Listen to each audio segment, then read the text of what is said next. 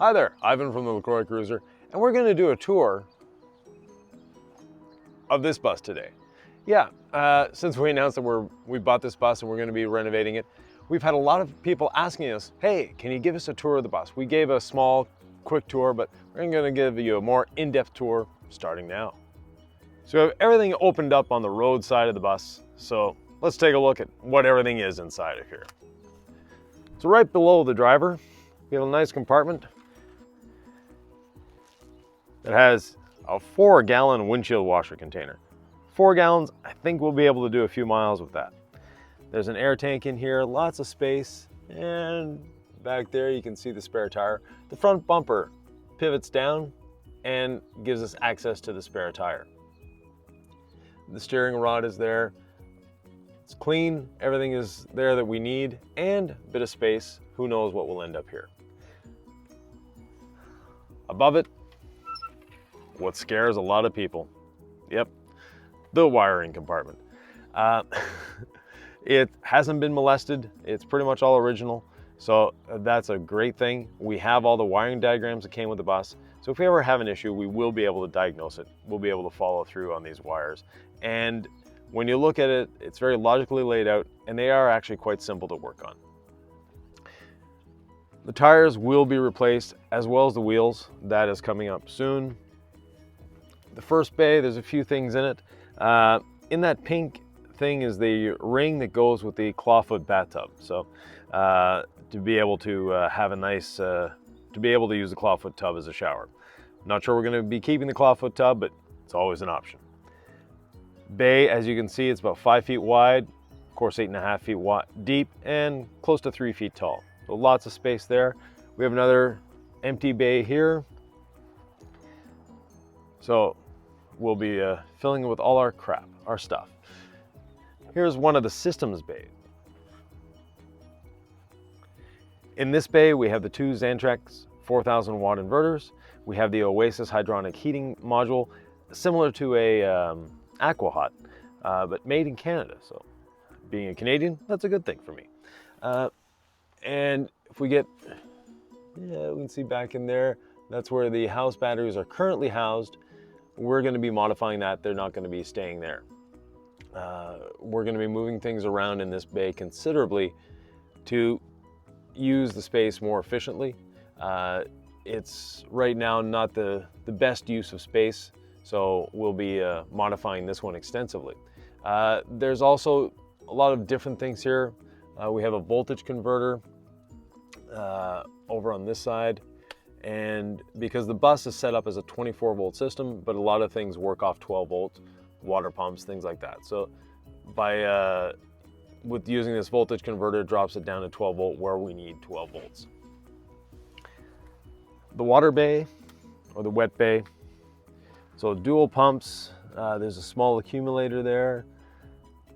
We have a gray and black tank.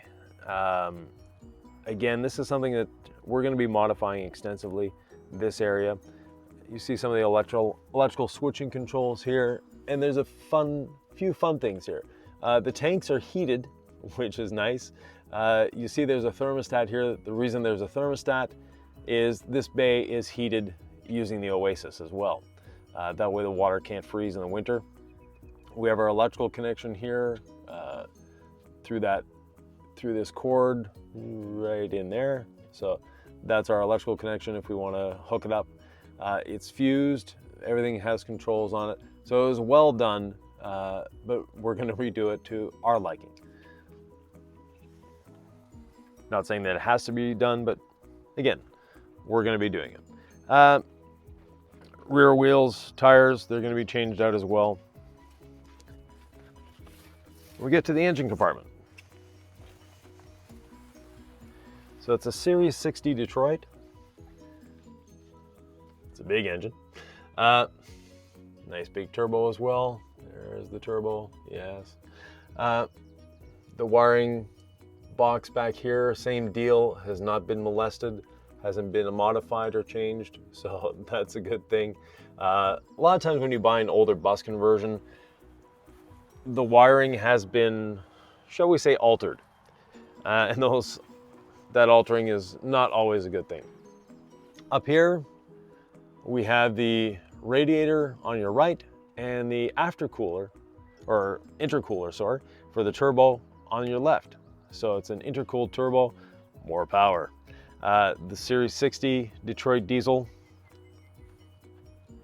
And coming from a bus that was the GM bus is a transverse engine. This one is a T-drive or longitudinal engine.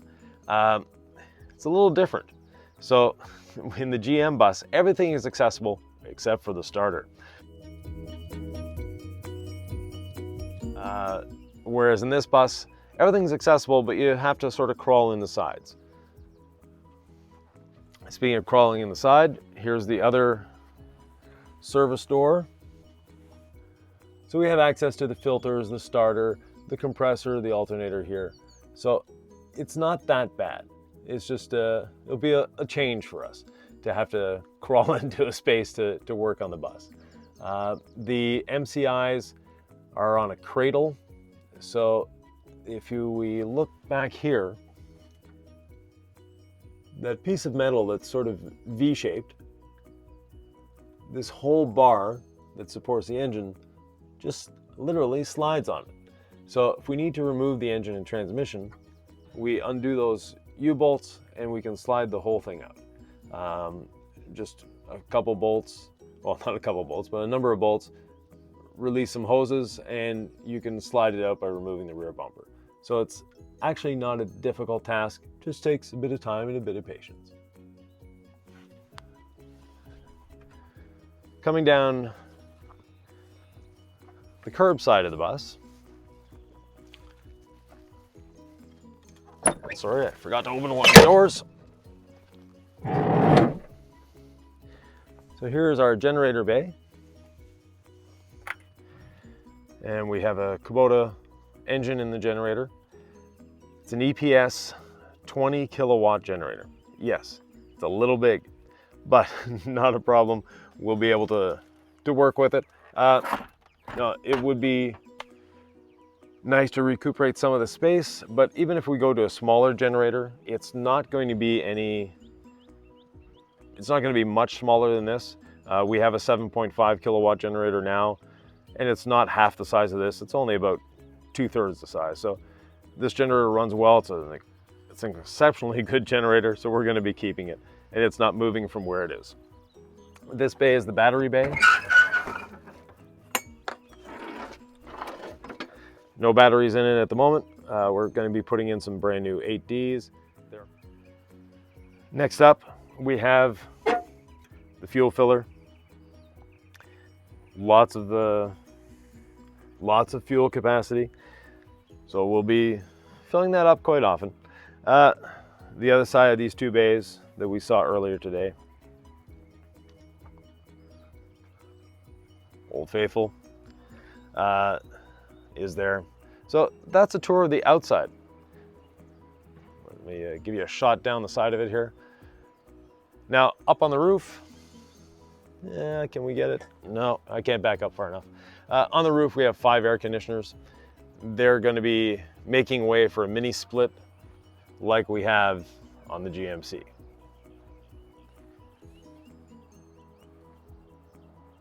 Next, let's take a walk inside.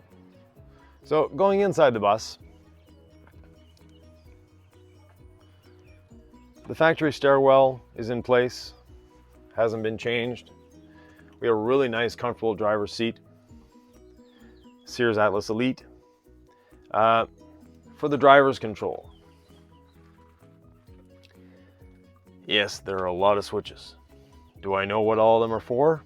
No, but there's a book for that, and we're reading the book. Oh, there's Sylvie. The key things that are improvements for us, it's a 3-stage Jake brake system. The transmission is a B500R, meaning it has a retarder, so brakes will not be used too often on this bus. Of note, for those who don't know these MCIs, you'll notice sitting down here, there's no turn signal stock. Well, there's no turn signal stock because down on the floor, you have what looks like two high beam switches. And for those of us that are old enough to remember, high beams used to be actioned by a little switch like that on the floor. Those are turn signals. So one left, one right. And as soon as you let your foot off of it, the turn signals stop.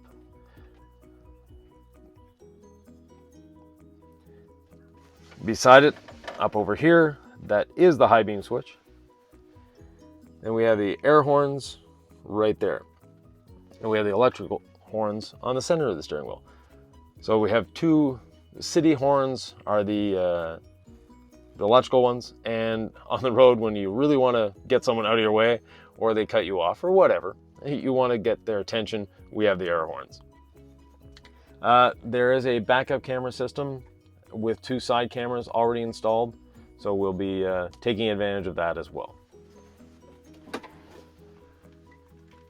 Passenger seat, well anchored, contains a seat belt, which is nice. It has an electric footrest for extra comfort. We have a lot more windows than in the other Lacroix Cruiser, and they're all double pane windows, so keeping our insulation in, keeping our temperatures comfortable, and you know, everything that a double pane window does. Keeps things quiet, keep things cool or hot depending on what we want. Now the air conditioning system, as I mentioned before, there's 5 air conditioners on the roof, but we don't see air conditioners inside here because they're all ducted, which is a great system to have, but there's a reason there's a 20 kilowatt generator here. It's because of those 5 air conditioners.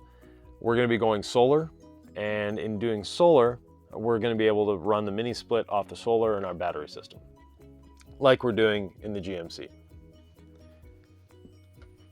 The layout here is going to be a little different when we're done, but it gives you an idea of what it could be. The mini split is going to be going up there, or one of the head units of the mini split. We're probably going to be going to 2 in this bus, just because of the length of it and the way we're going to be dividing it. So there'll be 1 head unit in the bedroom, 1 head unit up here. And the volume of the bus as well. It's a foot taller inside than our current bus. So, and almost a foot wider. So that means there's a lot of, you know, a lot of additional volume that needs to be cooled. As far as insulation, this bus is insulated with spray and foam.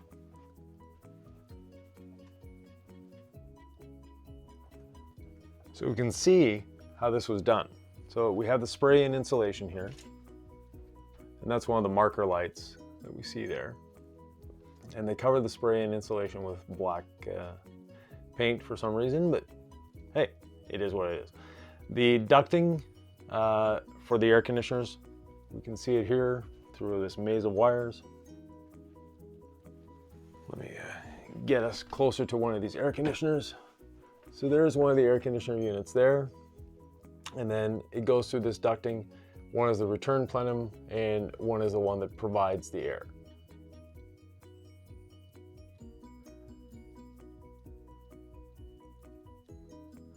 Now these windows at the back, they're a little too close to the back wall. So that's something we're going to have to do, is actually move these windows. As you can see, this window has had a leak down here, and that's because of the way it's situated. It's way too close to that back wall. This window has also had a leak, and it's just the way it's attached to the rear cap. There's no way it can't leak, we'll put it that way. Some EHP roll board. So there's obviously some roll board insulation in here. We saw some on the ducts. There's a sink here. Don't know if it's attached. Let me check. No, it's just sitting there. The whole reason this back end of this bus is taken apart like this and in pieces is this bathtub. So the previous owner, his wife, decided that she needed a clawfoot bathtub in her bus. So he started to tear apart the whole bus to put in a clawfoot bathtub. great man, loving couple.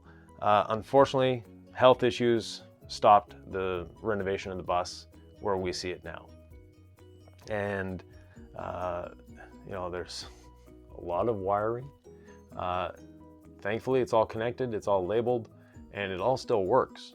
But we're gonna have to redo all this wiring. So if you like videos on wiring, we're probably gonna have a couple of those coming up. But we have all the control panels. So there's the control panels for the inverters. We have the control panel for the Oasis. We have a control panel for the generator. There's other control panels. What's this one here? Oh, that's a systems monitor for the tanks. These are thermostats for the all the air conditioning on the roof. There's 5 of those throughout the bus. This is a water counter. Oh, so it tells us how much water we're using as well. We're discovering all sorts of neat things in here. The electrical panels. So we have 2 electrical panels here. Thankfully, they're labeled, which is great. But again, we're going to be taking this bus back down to the insulation and working our way back out. So it's going to be a long process. It's going to be fun though. This is our 3rd bus that we're renovating. The first one was a little quick and dirty. The second one, the blue one that you see through the windshield, we took almost 3 years to do it. Actually, we took over 3 years to do it. But in doing so, we learned a lot, and we took our time purposely. We wanted to experience the bus, living in it full time as we were renovating it. So it changed our outlook on what different things we needed, how we wanted to place them, how the systems worked in the bus. So this bus will be an adaptation of the GMC. And other than that, well, as I said, we've got great views that we didn't have. You know, the GMC has the nice D windows in the front, a couple other windows. The windows in the GMC are double pane as well, and that makes a huge difference, having these double pane windows. And these open as well, so it will have ventilation, cross-through ventilation. We don't need to run the air conditioners all the time. You know, when it's not 90 degrees out, we can live inside the bus without the air conditioning, and we're not inside the bus that much when we're out on the road.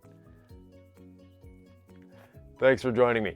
If you have any questions, comments, thoughts, or ideas, always, you can reach us here on YouTube. You can also reach us on Facebook and Instagram.